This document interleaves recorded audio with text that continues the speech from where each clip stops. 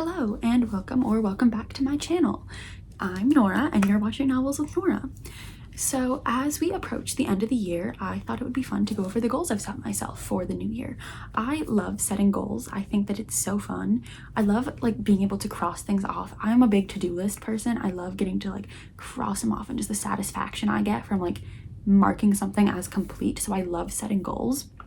Last year, I guess this current year, I set myself quite a few goals and I achieved all of them. So this year I'm stepping it up a notch. I'm setting myself even more goals and I'm going a little outside my comfort zone with these goals, but I'm really excited to share them with you. So I have them broken down into 3 categories: books, finance, and lifestyle. So I have a few goals in each category and we'll just get right in and get started. So starting with my finance goals, I have 2. First, I want to go on a low buy this coming year. I just have so much stuff and I do not need more stuff. And I think I've seen a lot of people doing the low buy trend, but I think it's more than a trend. I think that a lot of people are realizing, wow, I have a lot of stuff. I don't need more stuff. And I think especially around the holidays when so many gifts are being given and received, we realize I have so much stuff that I didn't even know I had.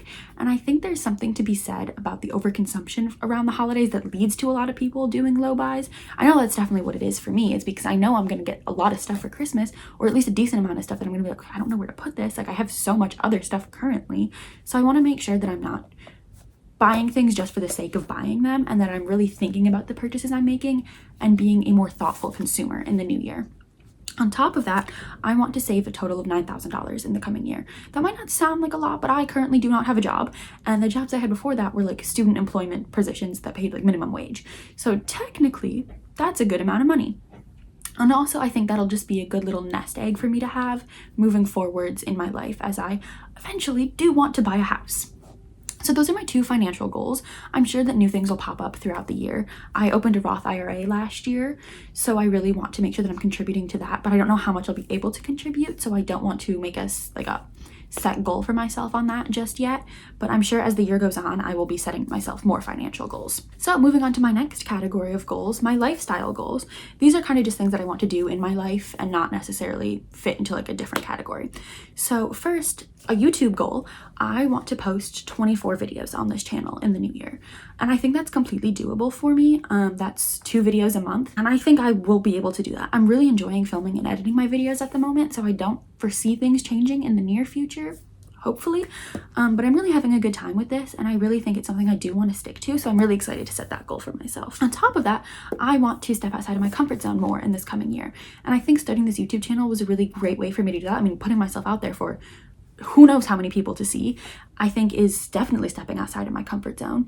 But I want to do that more because this is just one step in that direction, and I want to make sure that I'm continuing to do that because it feels really good to step outside of your comfort zone and try new things. So I don't have anything in mind just yet of how I exactly want to do that, but I know that I do want to do it. So we'll see what I end up doing with that, but I will keep you updated as we go. I also want to this year either start or engage deeper in a new hobby. So I'm thinking I have 2 options. Obviously, I can do any hobby I want, but 2 things that I really know I want to do are puzzles and printmaking. So I love doing puzzles, but obviously when I was in college, I didn't have a whole lot of time to just do puzzles. I also didn't have a surface that I could do puzzles on, but now that I'm home and have puzzles and a big dining room table that I can do the puzzles on, I'm really looking forward to doing that. I have one that's a Queen of Hearts scene, and I'm really looking forward to doing that one. My mom also loves doing puzzles, so it's something we can do together, and I'm really looking forward to that. And then for the printmaking, one of my favorite forms of art is lino cut prints, and I love them so much, and I love buying them.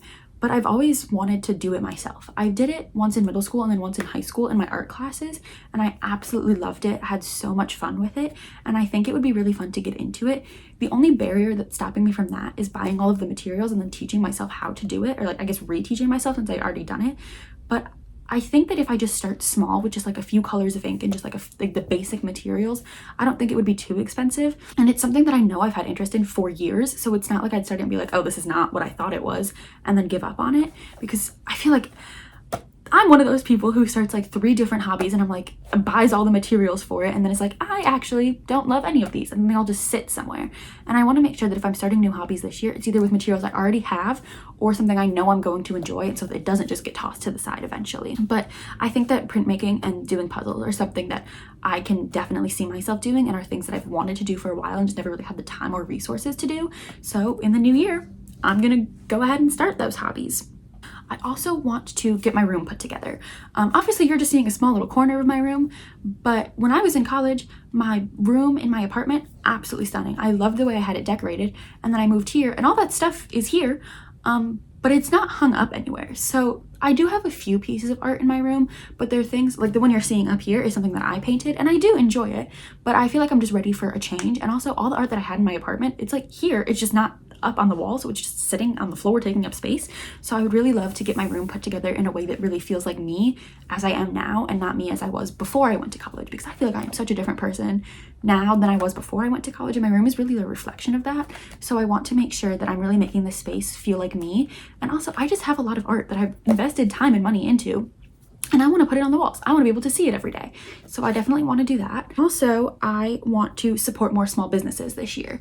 And I think that goes hand in hand with wanting to get my room together, because I don't want to just like go to like a Home Goods and buy just like a random piece of art. Granted, they do have a lot of really silly art. Those ones with the cats that are in like the Renaissance paintings, love those.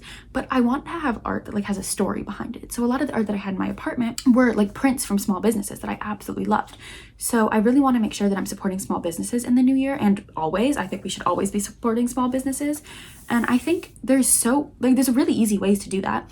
One that I can think of right off the top of my head is like, if I want to buy a book, like I love reading, I'm going to be buying books. Instead of going to like a Target or like a Barnes & Noble or Amazon to buy that book, we have so many small independent bookstores where I live, and I can go to one of those stores, either in person or online, and buy it from them. Since that's a purchase I'm already planning on making, that money technically in my head has already been spent, I might as well spend it in a place where I know that my money is going to be appreciated and that purchase is going to mean something bigger than just that purchase. And I think that buying from small businesses really does that, because I know that they appreciate those purchases way more than a huge conglomeration ever will. And it just feels like I'm speaking with my dollar. I'm not just throwing it away willy-nilly to Amazon. I'm giving it to a place that really resonates with my values. And that, I think, goes hand in hand with my low buy. When I do buy things, I want those purchases to mean something. Also, another big thing that I would like to achieve this year is I want to get my license. I am 21 and have no license. I have no way of getting myself anywhere, and that is something I would really like to change in the new year, especially as I'm starting to look for jobs. I need a car to get myself places. I need to be able to drive. And this is something I've tried to do before. It's just, I have so much anxiety around driving. One time when I tried to drive, I had a panic attack in the driver's seat and got out of the car while it was still moving. So that's another way that I'll be stepping outside of my comfort zone this year, is by learning how to drive. And I'm actually really looking forward to it. I think, I don't want to say a sense of freedom, because I feel like I already have that, but I think it'll just open up a lot of new opportunities for me in terms of jobs and activities I can go and do, and like new hobbies I can start, because I'll be able to get myself places. But it's also just something that I need to know how to do. I feel like driving is something that's so important, especially in the world we live in, where it's not built for public transportation or pedestrians. So I need to be able to drive to be able to function in the world properly. So those are all my lifestyle goals. So moving on now to my book goals. My first goal is that I want to read 45 books. In 2024, I have so far read 38 books, and I'm on the cusp of finishing my 39th book. So I think 45 is like a really reasonable goal. Ideally, I'd like to get to 50, but I'm just not sure what my grad school course load is going to be like, and if I end up getting a job, how much time I'm actually going to have for reading. So I just don't want to overwhelm myself and feel like I have to read a whole bunch just to meet my goal. I'd rather read fewer better books than more less good books, if that makes sense. But I feel like 45 is super reasonable, and I can always adjust that throughout the year as we go. Next, I want to read more of the books that I own. I love supporting my local libraries. I love getting books from the libraries, and I will check out like 10 books at a time and like read all of them and then completely ignore all the books that I own. And I own a lot of books. So this year I really want to focus on reading the books that I already have on my shelves and that I've already spent the money on, especially because if I don't like it, then it's taking up space on my shelf that could be used for a book that I do like. And also, Usually once I read like a good chunk of the books I own, I'll take a lot of them to a Half Price Books near me so that someone else can find them and potentially love them more than I did. And that also clears up space on my shelves for books that I will love more. So I think that's just a very good symbiotic relationship there. So I want to make sure that the books that are on my shelves are books that I absolutely love. And I think that goes into my low buy as well. You see how everything's circling back together here? I want to make sure that I'm not buying books just for the sake of buying things. I want to buy books that I've either already heard of and I'm really excited about, or are like sequels to things that I already have on my shelves and liked the first one of, or by authors that I really loved, to make sure that I'm not just stacking my shelves with books just for the sake of it, and that there are books on there that I'm really excited to read. So that's another one of my goals. And then I also want to better track what I read.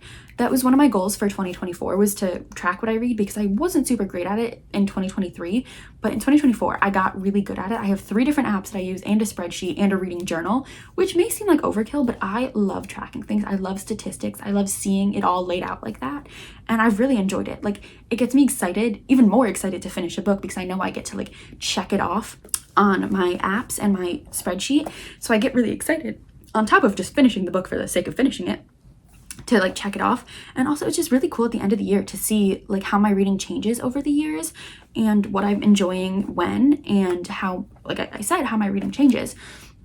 So I really want to keep up with that this year and maybe try out some new methods of tracking. I just downloaded a new app, Fable, that I've seen a lot of people using, so maybe I'll make a video on that. I don't know. We'll have to see how it goes. It seems very overwhelming, but we'll get there. And finally, I want to read more nonfiction this year. It is not a genre that I typically read from because I don't typically like it, but I think that might have to do with picking books that I'm not super interested in, more so than not enjoying nonfiction. Because for a lot of my classes, we read a lot of nonfiction and I enjoyed them, but I'm wondering if I enjoyed them because then we had like conversations about them, and it wasn't just reading it and being like, okay, well, I think I learned something, but I'm not entirely sure. So I'm wondering if there are like book clubs or something hosted by my library or on Fable, that app, because they have book clubs there, about nonfiction, so that I can feel like I'm engaging deeper with it and not just reading it for the sake of reading nonfiction. I have a few that I know I want to read, specifically feminist nonfiction, as I'm sure you can imagine, and I'm really actually looking forward to them. And I think this YouTube channel is going to be a great way for me to share about them, so that I don't feel like I'm just reading them and then moving on. Like I've mentioned before, I want to make sure that I'm engaging, especially with nonfiction, because I think there's so much that can be learned from that. So expect me to be on here talking about my nonfiction books more frequently. So those are my goals for 2025. Let me know if we have any goals in common. Let me know if you set yourself goals and what they are. I will be checking back in throughout the year to see how we're going with my goals. But other than that, I hope the end of the year goes great for you and that you have a wonderful holiday and a happy new year. Thanks for watching. Bye.